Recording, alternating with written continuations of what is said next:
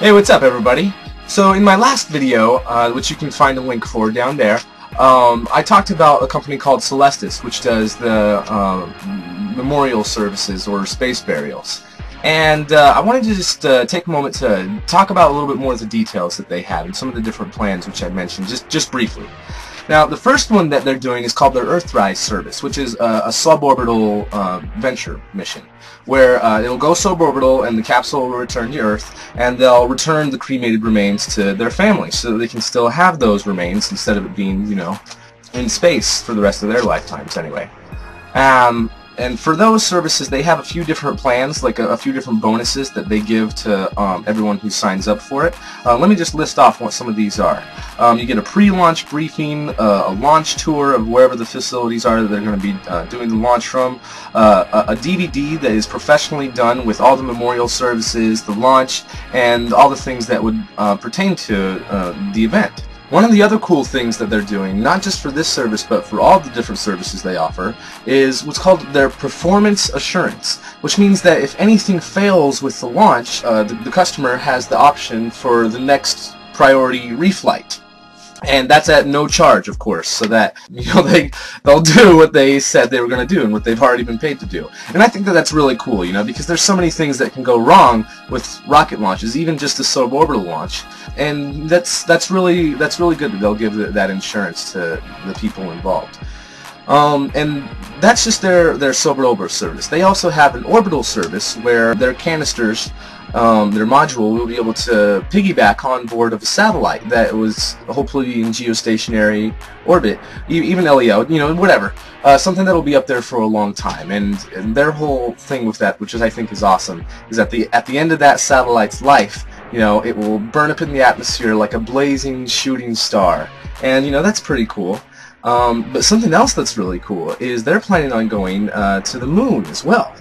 And the way that they're doing that, the people that they've teamed up with in order to make that happen, by the way, for the suborbital and orbital, they team up with just about anybody who they can, who will allow them to do this. Anyone who will launch and anyone who will allow them to piggyback on their satellites, whatever. But for the lunar, they've teamed up with Astrobotic, which is the team that already has the hardware, the pyramid-shaped rover. And who is Astrobotic teamed up with? SpaceX. So here we kind of have this whole new chain through Celestis back to the companies that I've been talking about all along. But I just think that's really cool. And they've already announced that they're hoping, or at least planning to launch their rover to the moon sometime late 2012, maybe even late 2013. Either way, it's a few years away, but the very first one they're going to do is going to have a few canisters on board from Celestis. And that's just awesome. That's just great. And what a way to, you know, kind of boost your publicity there for Astrobotic to not only be teaming up with SpaceX, but Celestis as well. Anyway, the final service that they have is their deep space service, and that's where they'll piggyback, kind of like with the satellites in orbit, with a probe that is heading to Jupiter or farther out.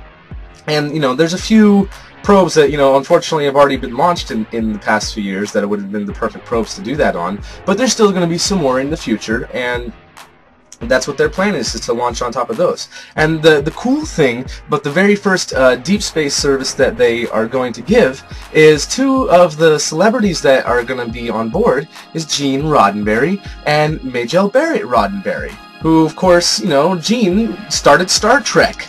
And Majel Barrett was, you know, the voice for the computer the whole time. That's just, you know, that's awesome. Some of the other celebrities that they've had on there is L. Gordon Cooper, Eugene Schoonmaker, James Doohan, Gerald K. O'Neill, the O'Neill spheres, all that. Timothy Leary, the big-ass guy back in the 60s. Moretta West, a lunar geologist.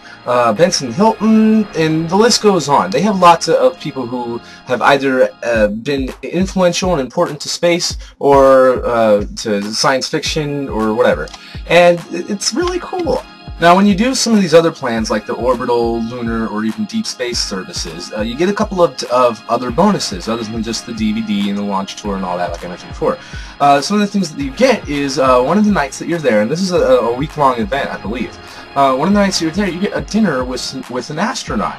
And that's cool in and of itself. But some of the other things you get is you can get a plaque put on board that has like a name of your loved one and maybe a message that they would have liked to put on there.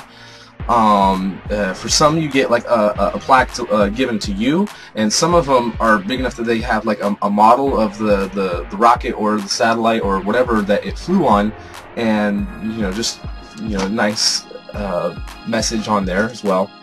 And then there are some people who don't have cremated remains in order to send into space, but they still want to be able to honor their loved ones somehow.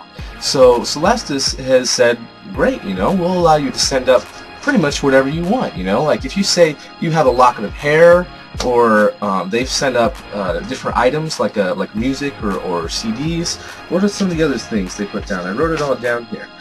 They've sent human DNA before, photos, and just all sorts of different unique items that they've sent up in lieu of the cremated remains. And after the launch they give you the official certificate of launch and all that sort of stuff. And depending on if you need the unique items or whatever you do, the prices increase depending on which service you do and if you're going to have a unique item, especially if they need to build some sort of custom special container in order to allow your item to launch. And something else cool that they do is they also offer a preferred launch service, which means that instead of having to wait for when they're having a scheduled launch in a different facility, like let's say they're going to Spaceport America or they're going to Kennedy Space Center, you can have a preferred launch service where they launch wherever's closest to you.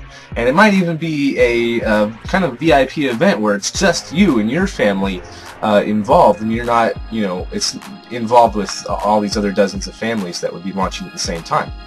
And that's cool too. Obviously it's a little bit more expensive, but some of the prices of these, like for the suborbital, the cheapest thing you can do is like $690.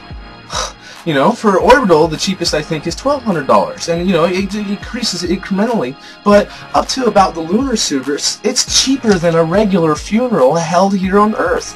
So I mean, if that's something that would interest you, or something that would interest someone please hit up Celestis' website, www.celestis.com. You can find out more information there. You can get their phone numbers and how much the prices are specifically, and what some of those bonuses I talked about you would get for the plan that you're thinking of. And I think it's a great idea. I think it's a beautiful thing.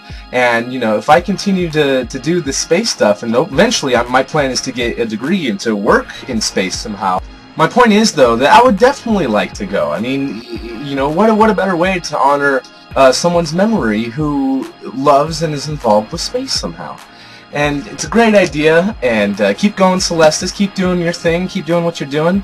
And on my next video, I'm going to talk a little bit more on what's been going on with commercial space and internationally as well. So tune in for that. Don't forget to subscribe. Don't forget to like. Don't forget to comment. And I just want to hear some feedback. And I want to know, any of you who are watching this, would you be interested in going? Would you be interested in doing something like this? I mean, if you're even a space enthusiast, I hope you are, since you're watching this.